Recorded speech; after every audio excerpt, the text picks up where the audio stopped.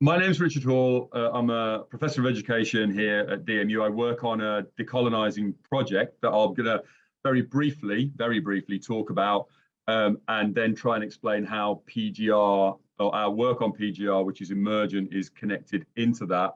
There are a fuller set of resources which I'm happy to share that are extended versions of this and some stuff that we've written. So I'll move on with that, or I'll mention that throughout. I should say as well, I'm here speaking, but the work that I do is also underpinned by that of research fellow Lucy Ansley and her maternity cover Paris Connolly as well. So it's important to give a shout out to them.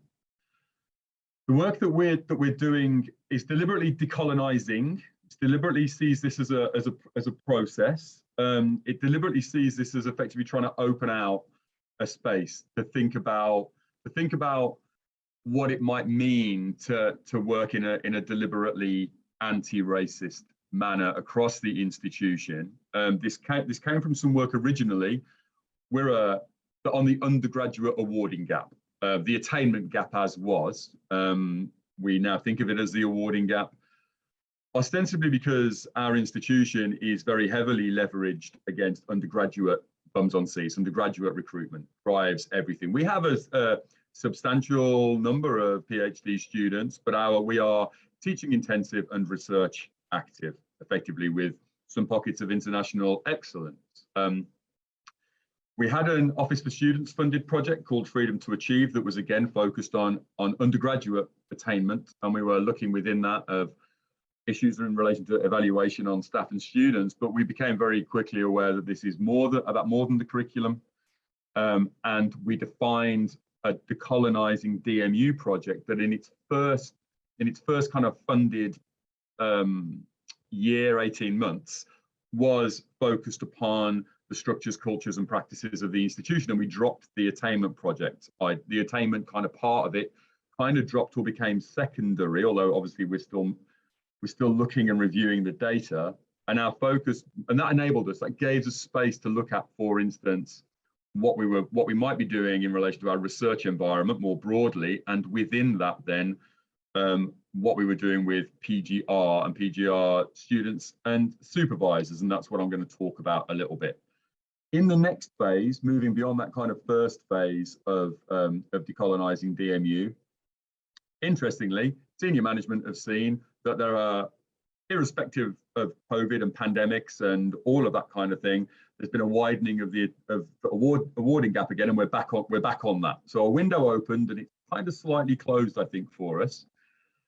We have these 4 commitments, however, one of which is on equality of education and research. So it elevates kind of research, or makes central kind of our research environment and what we might be doing in relation to decolonising around that research environment. Also within that, thinking about issues in relation to progression, talent, representation of individuals within the institution, what research governance and accountability within our kind of research structures, so research services, our doctoral college which manages training, or our kind of research institutes and centres. And also within that then a focus on culture and behaviour, although I would have to say that our focus has once again become our access and participation plan, the race equality charter submission we're making, and the awarding gap. We have a working position. It's available from our website. It's available from the link from the slides, and I'll make those available in the chat after I finish speaking. That really tries to situate what we mean by decolonising against a raft of research in relation to critical race, in relation to the idea of the abolition of the university, critical university studies as well, and it tries to think about decolonising as a process in relation and as an unfinished process, but as a process of trying to imagine the world otherwise in relation to these series of Ds here around diminishing, devaluing, decentering, diversifying, and attempting to define decolonising around, in particular, ideas of dignity and the dignity of difference within that space. I'm not going to go into that, but that's our kind of working position, which we see as generative and trying to give a starting place for conversations. So in relation to the research environment, we were doing a number of things. We were trying to think about the data that we had, and I'll come on to that in a very short while, because it's very fragmentary with a large number of data owners who are not collecting for the same purpose. And that is kind of problematic for us when we're thinking about how to understand our research environment in our 4 faculties or in our 20-odd research institutes and centres. And a lot of that kind of monitoring that's happening is in relation to EDI. It is not in relation explicitly to however we might conceptualize decolonising, which for some of our students and staff is a very significant material and historical difference in how they think about their work. So trying to understand kind of what that might mean then, and how revolutionary versus how liberal it, and how transformative it might be. We did work engaging with our faculty head of research students in our faculty of business and law on admissions and transitions and what that might mean, the criteria we apply, the relationships we try to engage with from the get-go, what those initial kind of quite scary meetings might look like, our use of language within those space, and some work on ratiolinguistics within that space. We were thinking about training with our doctoral college as well, and we're putting on some panel sessions and discussions in this year around that, in particular in relation to theory and method and theory and methodology within the kind of context of supervisions and the definition of research projects. Some work with our health and life sciences faculty research ethics committee on decolonising research ethics, in particular in relation to reviewer development in that space, and where we're trying to produce a kind of reviewer checklist. And one of the things that came out of discussions with research institutes and centres was a self-audit tool in relation to decolonising research. And again, there's a link to that. And I must stress that is not imposed from the centre. It is not monitored by the centre. It is a self-audit tool that looks at issues of public engagement, research impact, research outputs, PGR, for instance. Some of the things that kind of cropped up for us, that came out for us, that were problematic for individuals on the ground. Some of the kind of the bifurcations for us, we're trying to think about this work in relation to home and international students, and not just creating binaries of home or international, but also the nuances and the cultural nuances, the linguistic nuances within that. And we're trying to develop some guidance for supervisors in relation to that as well, from a group of bilingual PhD students.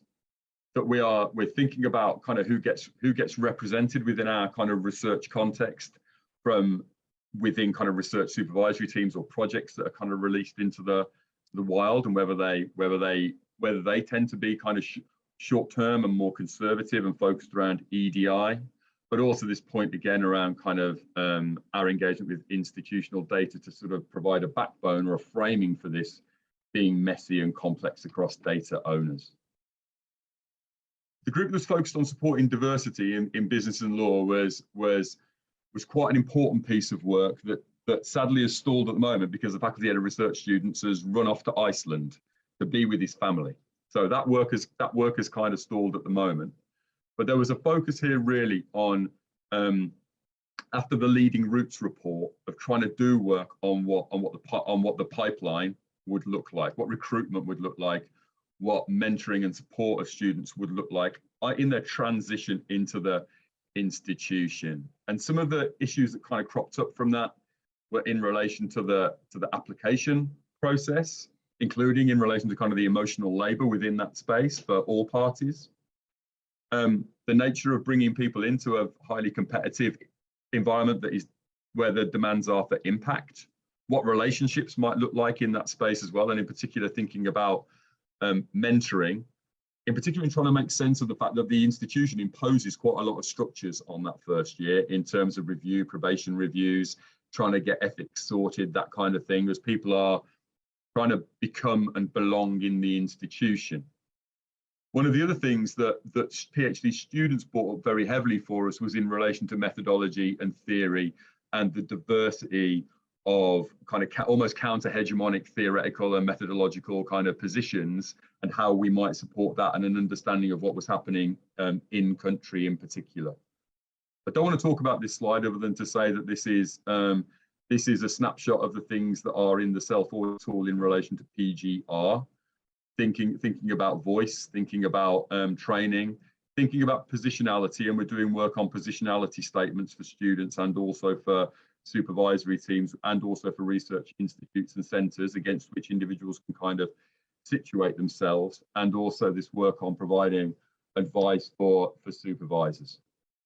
There's some resources, some stuff we've written, everyone's got a Twitter feed, some podcasts as well within that space, which includes some stuff on decolonising research, and I'm happy to talk about any of that after the fact or via email if you want to email me.